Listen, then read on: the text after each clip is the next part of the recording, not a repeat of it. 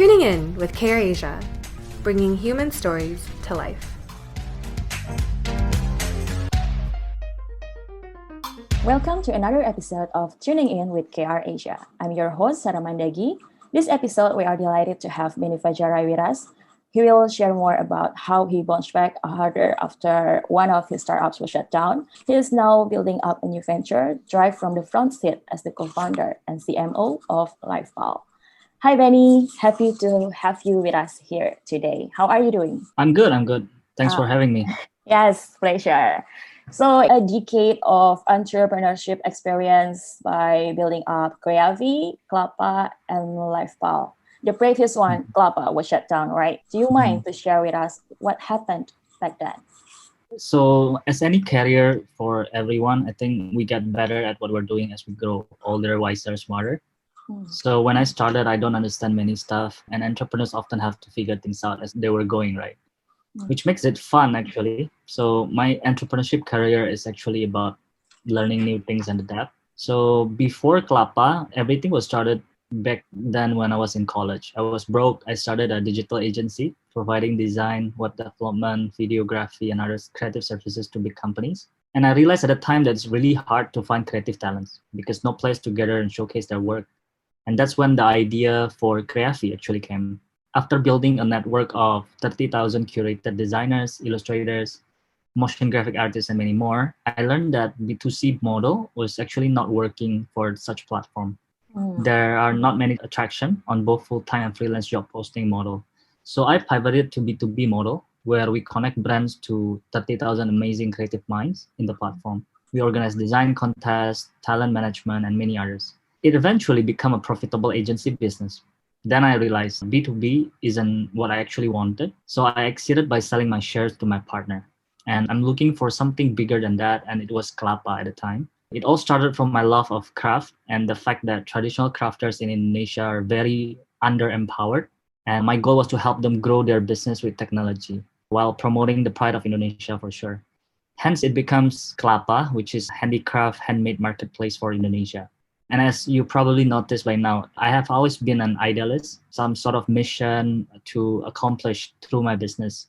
Sometimes in business, it doesn't go so well between making serious money and making serious impact that is so idealist. Funny thing is that my sweet spot is somewhere in between those, I think, where I can make a good money, not too much, but for sure I want to make some impact, right?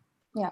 Qlapa case was very tough from very beginning. While other e-commerce players are chasing the dominance in mass market horizontals, I'm actually pursuing the niche vertical market. So it was a growing business, but it was too small and too slow to become hyper-growth, sexy tech company, right? So after 4 years of trying, winning multiple awards, we actually barely profitable, but we voluntarily shut it down and returned money to our investors. So we still have money in the bank. We were still growing, but super slow. So we were chatting among shareholders and we said, I think this will be the best decisions. And we split ways. And some investors actually invested in my current company, Lifepal. Okay. So it's more of learning through the way that the growth is going to be tough. The industry is very tough. The demand is not growing as much to support hyper-growth tech company. Yeah. And therefore, we make the decision. I see. Well, this is quite an interesting situation. Most people would stop after maybe the first or two failures. Yet you choose to rise again and made a new start. How did you manage to have such resilience? So when you say stop, you mean stop founding startups, I believe? Yeah. Actually, I almost stopped actually. So after Qlapa, I was asking myself, should I keep doing this? Just take another risk, co-founding new startups, or just take a big salary offers that I got at the time? And it was a sweet offer, by the way. Fortunately, it was a quick decision to make actually. In moments of doubt, always thinking of what is important for long term and not what is nice for the short term. So for me, work is a big part of my life, and it is very important to be proud and happy of what I'm doing. I love building businesses, making impact to people's life. And of course, it's not easy. It's in fact, very painful process. But then I remember asking myself this in my old days later on, if I were to look back and ask myself, would I be in so much regret if I don't give it another try? And you probably know the answer because here I am talking about Lifepal, right? So I decided to give it another try and come up with a better business and better execution to that business through the learning that I had. Are there any mistakes you wish you could have avoided though? I think I was being too idealistic about making an impact, that I have this subjective bias where I don't follow the numbers, right? I don't make sure that I do my homework enough to understand how big is the industry, how well the market responds to the solution that I offer. And because of the bias excitement of the idea, I wasn't objective enough to pursue the business model or the problem that I was trying to solve. And I end up trying to solve quite some small problem in small market, right? And therefore, this time, what I'm trying to do is to solve a lot bigger problem in a lot bigger market with a lot bigger organization and process and innovation, right? Hence Lifepal. Well, we'll talk about it again later. Now, I'm going to go back to the days you were a little bit younger. You were one of Forbes 30 under 30 Asia in 2016. What was your first reaction? Like, how did you feel when you received it? I'm just wondering, did that make any changes to your life? So Forbes 30 under 30 Asia, the first batch of the award was in 2016 when I got the award. At the time, I didn't know what it was, right? And I didn't give much thought about it. Actually didn't mention it to anyone.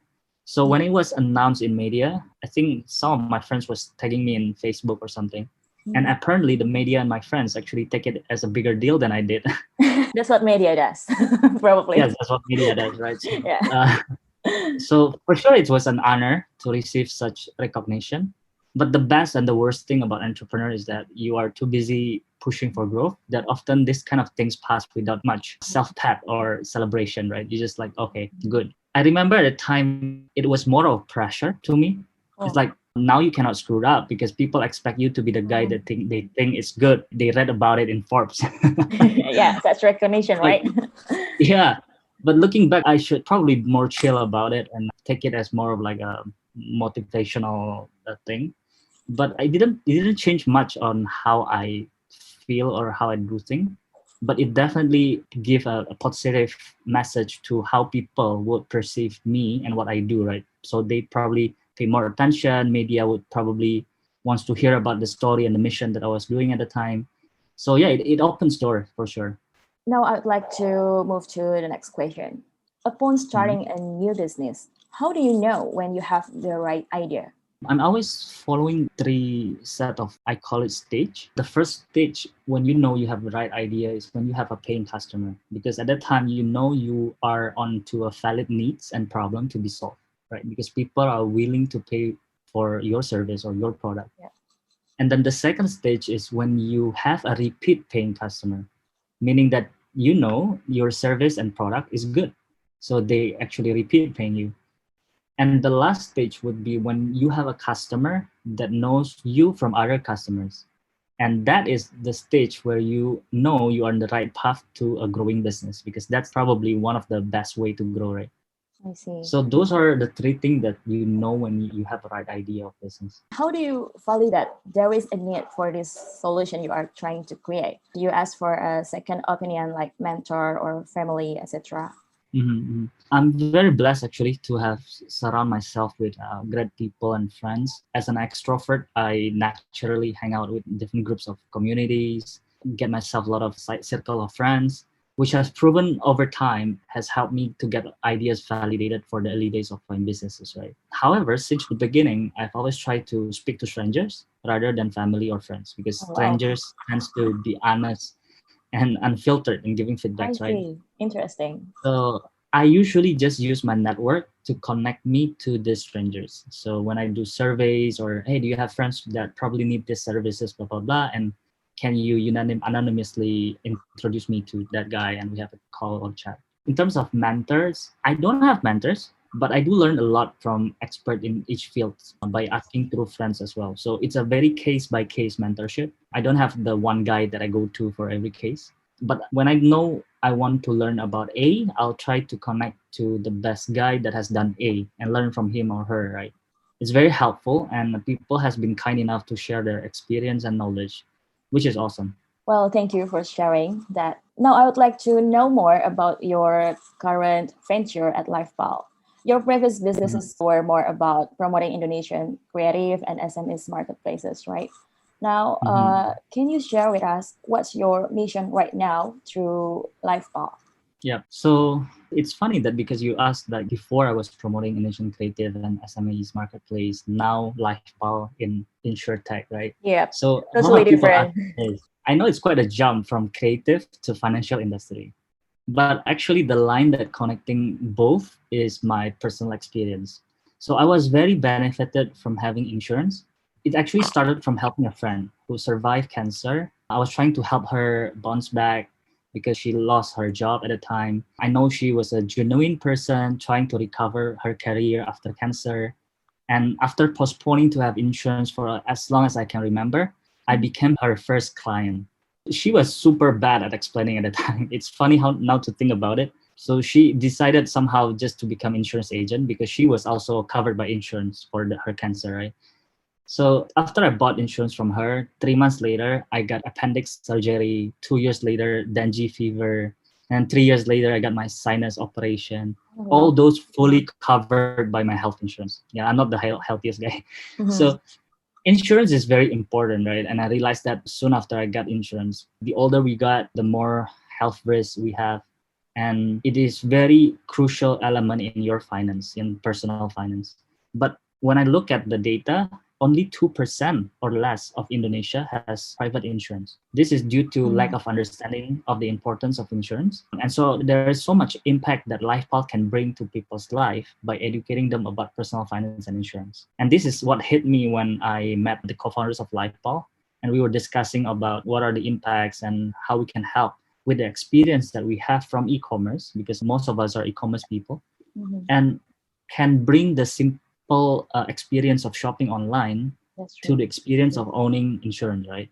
Yeah. And that is why our mission is to be most trusted financial advisors in Indonesia to help people protect and plan their financial lives for a stable and happy future. Yeah, very interesting. I mean, I remember when I first choosing insurance, private insurance, well, I think I was prospected by the insurance agency, something like that, but I couldn't have the chance to compare it with other insurance. So I think having insurance marketplace like this will be very beneficial. Yeah, and despite growing at an exciting rate, buying insurance in Indonesia is not easy and transparent. Right? Customers often have to talk to multiple insurance agents that are not always educated about insurance policies. They are not allowed to sell multiple brands, so they stick to the one they work with. And they do not help customer after the sales. In some cases, actually, agents have created mistrust, right?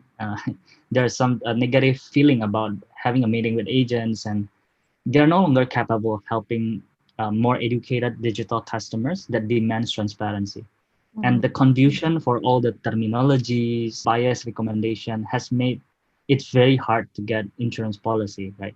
So as a marketplace, what we are trying to focus on is to try to bring all this online shopping experience with the complete inventory, with the easiness of transaction into insurance industry. So we have gained the trust of over 4 million visitors monthly, 1 million social media followers, 50 insurance brands. We're offering hundreds of products ranging from health, life, auto, and many others. And this makes us the biggest insurance marketplace by size of inventory, online visitors, and registered users. And I think that is what makes it more interesting, because we're not only that I'm trying to solve a complex problem that has been there for a long time, but also you are actually the first company that is trying to bring the positiveness of having insurance to the market, which is very tough. But if we were able to crack it, we'll be remembered for it. That's exciting. I see, exciting. Well, I wish Lifepal all the best. Now, Thank you. Before I close this session, it's been very interactive, and I think I find it is also very inspiring. Would you mind to share with our audience here from your own learnings what it takes to be an entrepreneur in 3 words? This will be my last question. In 3 words? Yes. Yeah, I'm a perfectionist, so you would expect me to think really hard on this. Sorry, but this is the most interesting part of my session. Yes. Being an entrepreneur, yeah, that was the question, right? Yep. You know what? I'm probably gonna, on the lean startup thing, I would probably use the word being an entrepreneur is all about learning, measuring, and building, and then repeat. Nice. All right, then that's a wrap. Thank you so much for sharing with us, for your time. I really appreciate it. Yep. Thanks for having me as well. You're welcome.